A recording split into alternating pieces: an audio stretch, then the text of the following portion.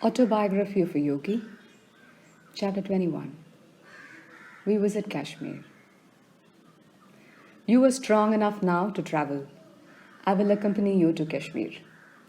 Sri Yukteswar informed me 2 days after my miraculous recovery from Asiatic cholera. That evening, a party of 6 entrained for the north. Our first leisurely stop was at Shimla, a queenly city resting on the throne of Himalayan hills. We strode over the steep streets, admiring the magnificent views. English strawberries for sale, cried an old woman squatting in a picturesque open marketplace. Master was curious about the strange little red fruits. He bought a basketful and offered it to Kanai and myself, who were nearby. I tasted one berry but spat it hastily on the ground. Sir, what a sour fruit! I could never like strawberries. My guru laughed. Oh, you will like them in America. At dinner there, your hostess will serve them with sugar and cream. After she has mashed the berries with a fork, you will taste them and say, what delicious strawberries. Then you will remember this day in Shimla. Sri Yukteswar's forecast vanished from my mind, but reappeared there many years later, shortly after my arrival in America. I was a dinner guest at the home of Mrs. Alice T. Hasey in West Somerville, Massachusetts. When a dessert of strawberries was put on the table, my hostess picked up a fork and mashed my berries, adding cream and sugar. The fruit is rather tart. I think you would like it fixed this way, she remarked. I took a mouthful. What delicious strawberries, I exclaimed. At once, my guru's prediction in Shimla emerged from the fathomless cave of memory. It was staggering to realize that long ago Sri Yukteswar's God-tuned mind had sensitively detected the program of karmic events wandering in the ether of futurity. Our party soon left Shimla and entrained for Rawalpindi. There we hired a large landau drawn by 2 horses, in which we started a 7-day trip to Srinagar, capital city of Kashmir. The second day of our northbound journey brought into view the true Himalayan vastness. As the iron wheels of a carriage creaked along the hot, stony roads, we were enraptured with changing vistas of mountainous grandeur. Sir, Audie said to Master, I am greatly enjoying these glorious scenes in your holy company. I felt a throb of pleasure at Audie's appreciation, for I was acting as host on this trip. Sri Yukteswar caught my thought. He turned to me and whispered, Don't flatter yourself. Audie is not nearly as entranced with the scenery as he is with the prospect of leaving us long enough to have a cigarette. I was shocked. Sir, I said in an undertone, please do not break our harmony by these unpleasant words. I can hardly believe that Audie is hankering for a smoke. I looked apprehensively at my usually irrepressible guru. Very well, I won't say anything to Audie. Master chuckled. But you will soon see when the landau halts that Audie is quick to seize his opportunity. The carriage arrived at a small caravanserai. As the horses were led to be watered, Audie inquired, Sir, do you mind if I ride a while with the driver? I would like to get a little outside air. Sri Yukteswar gave permission, but remarked to me, he wants fresh smoke and not fresh air. The landau resumed its noisy progress over the dusty roads. Master's eyes were twinkling.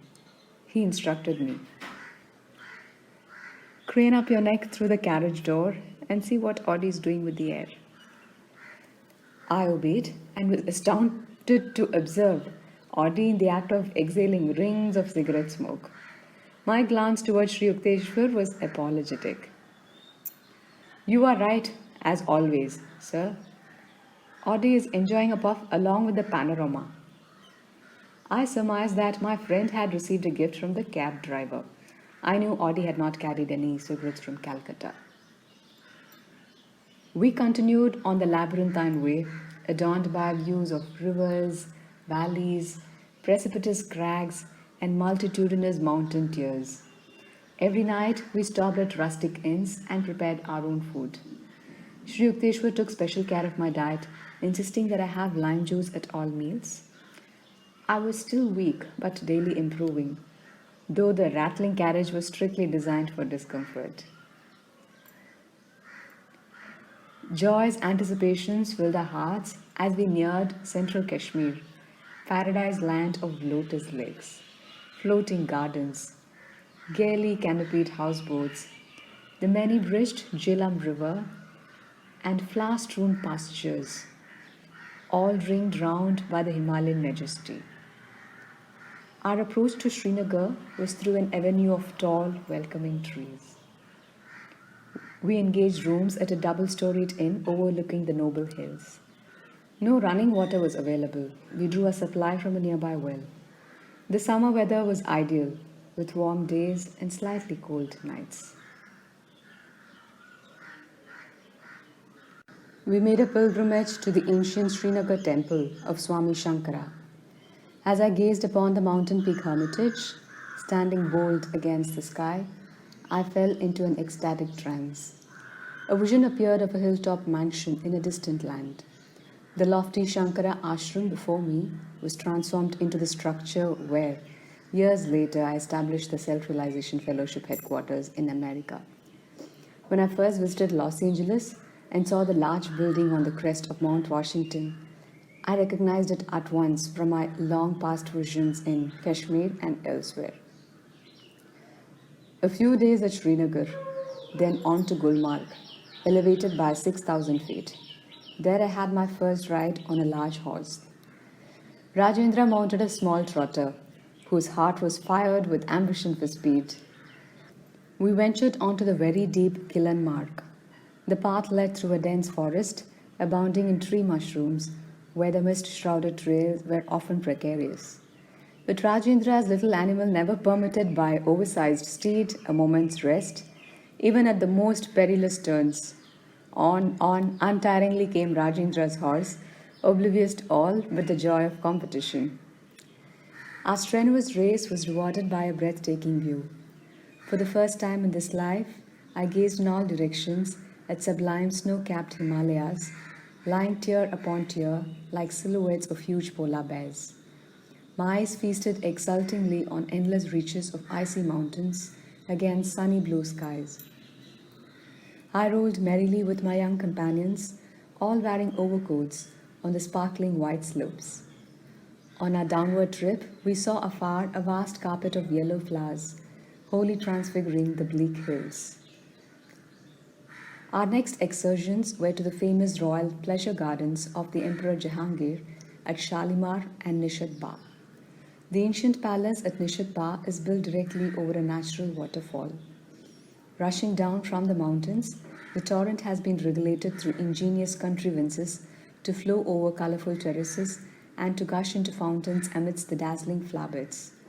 The stream also enters several of the palace rooms, ultimately dropping fairy-like into the lake below. The immense gardens are riotous with color roses of a dozen hues, snapdragons, lavender, pansies, poppies. An emerald enclosing outline is given by symmetrical rows of chinars, cypresses, cherry trees. Beyond them tower the white austerities of the Himalayas.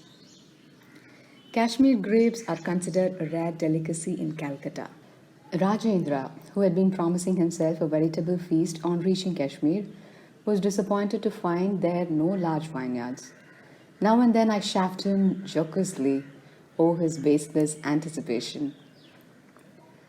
Oh, I have become so much gorged with grapes I can't walk, I would say. The invisible grapes are brewing within me. Later, I heard that sweet grapes grow abundantly in Kabul, west of Kashmir.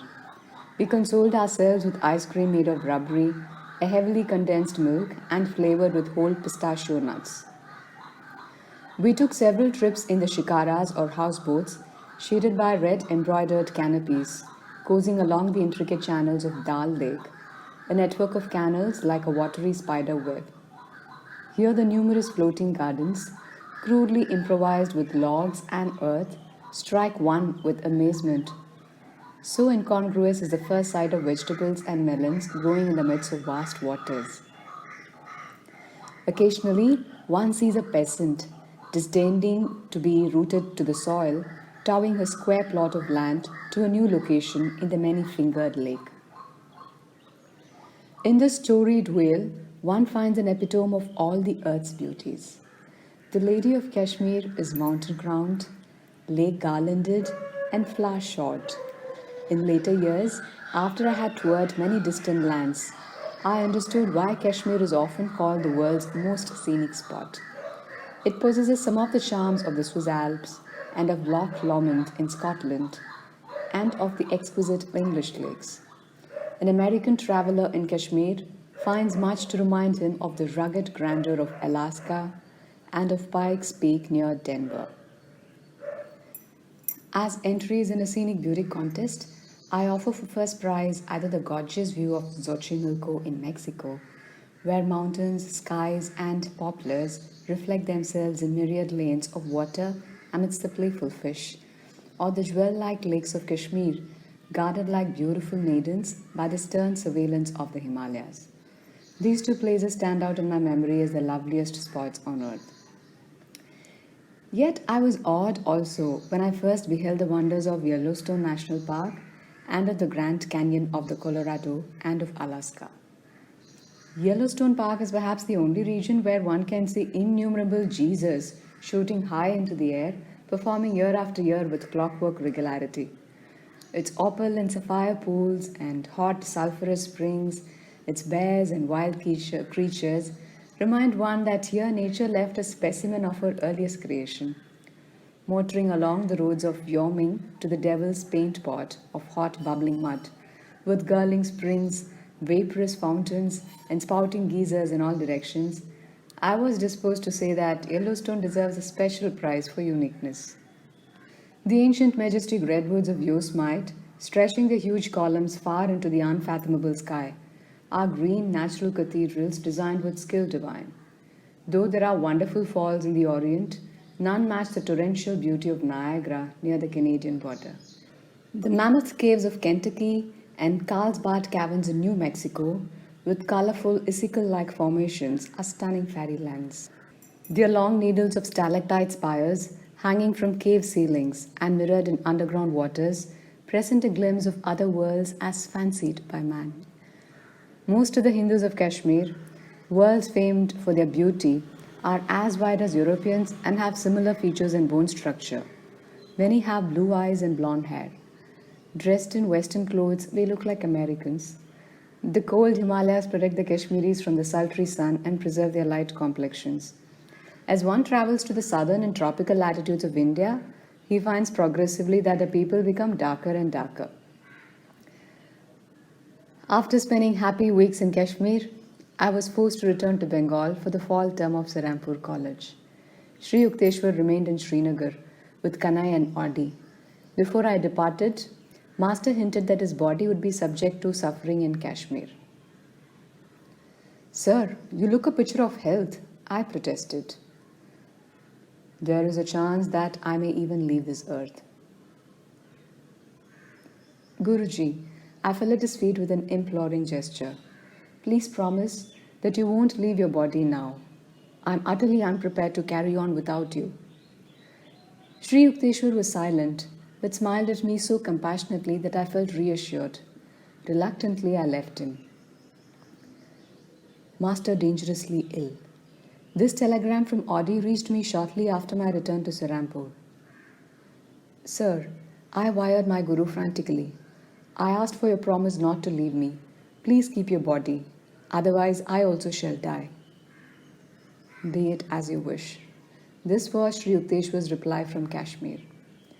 A letter from Audi arrived in a few days, informing me that Master has recovered.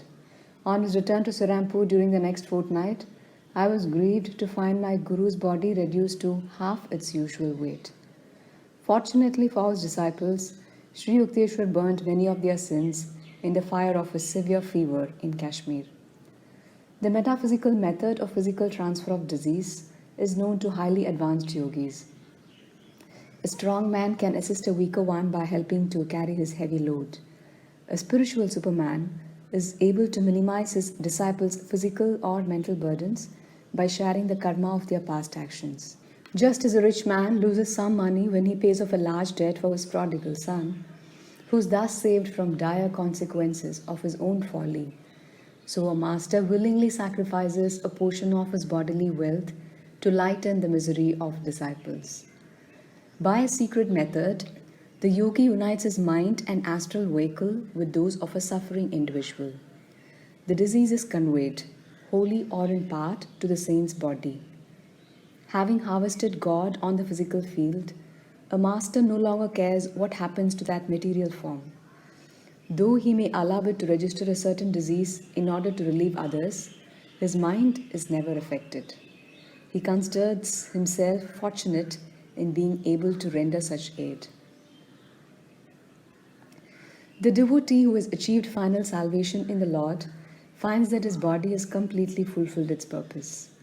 He can use it in any way he deems fit. His work in the world is to alleviate the sorrows of mankind, whether through spiritual means or by intellectual counsel or through willpower or by the physical transfer of disease. Escaping to the superconsciousness whenever he so desires, a master can remain oblivious of physical suffering.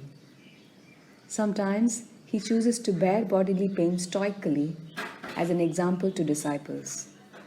By putting on the ailments of others, a yogi can satisfy for them the karmic law of cause and effect. This law is mechanically or mathematically operative. Its workings can be scientifically manipulated by men of divine wisdom. The spiritual law does not require a master to become ill whenever he heals another person.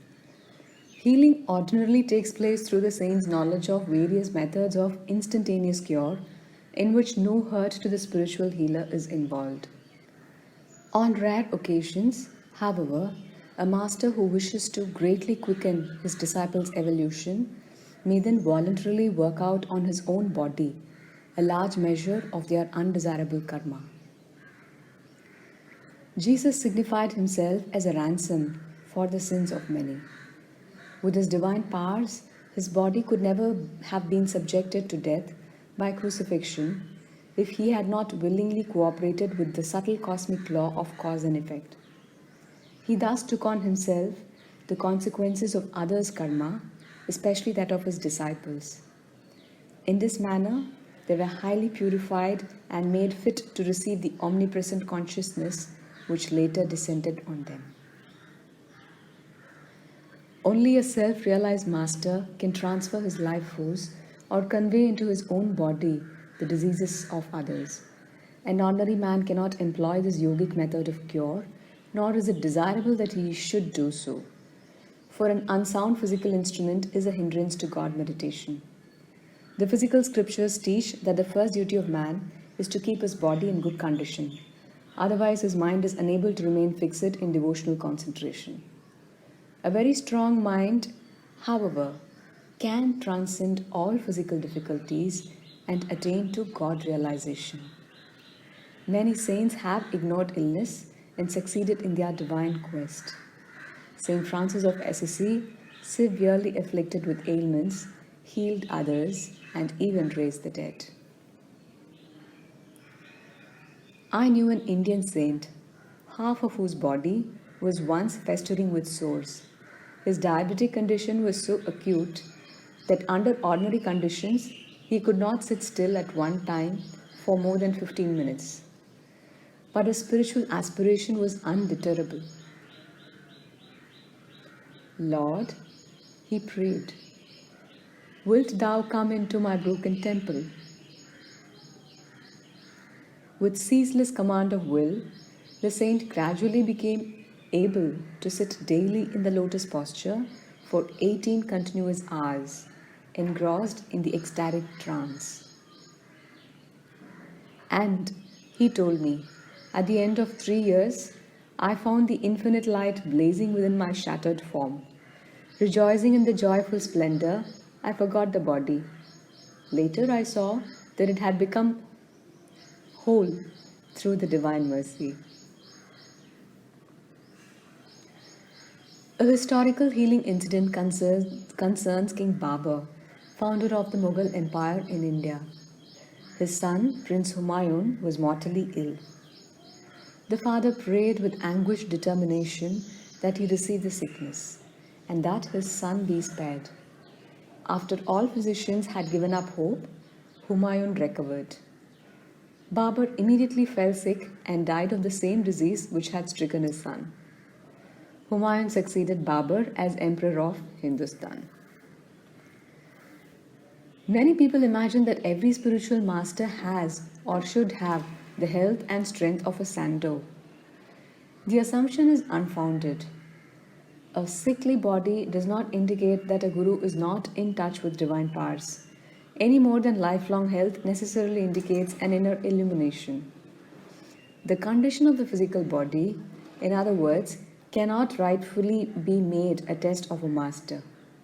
His distinguishing qualifications must be sought in his own domain, the spiritual.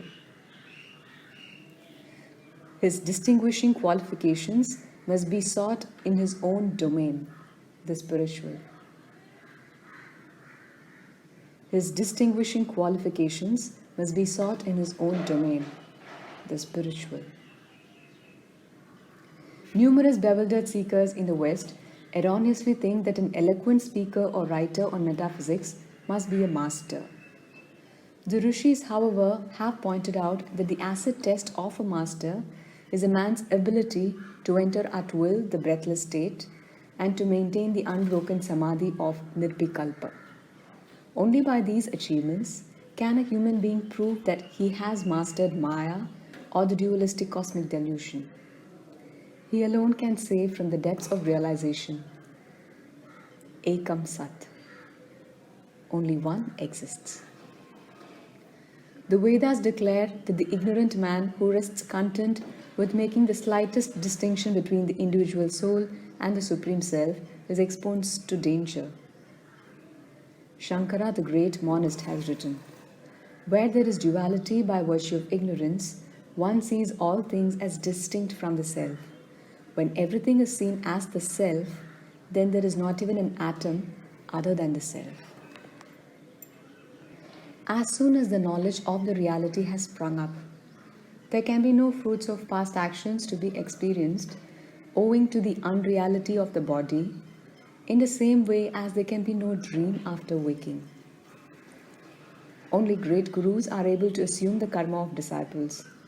Sri Yukteswar would not have suffered in Kashmir unless he had received permission from the spirit within him to help his disciples in that strange way. Few saints were ever more sensitively equipped with wisdom to carry out divine commands than my God-tuned master. When I ventured a few words of sympathy over his emaciated figure, my guru said gaily, "It has its good points. I am able now to get into some small ganjis, undershirts, that I haven't worn in years." Listening to Master's jovial laugh, I remember the words of Saint Francis de Sales. A saint that is sad is a sad saint.